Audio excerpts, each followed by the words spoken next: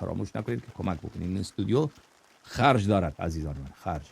خب پول باید بدیم که این استودیو چراغایش روشن بماند. پناه مظلوم الامان، پناه مظلوم الامان، پناه مظلوم الامان، پناه مظلوم الامان، پناه مظلوم الامان، پناه مظلوم الامان، پناه مظلوم الامان، پناه مظلوم الامان.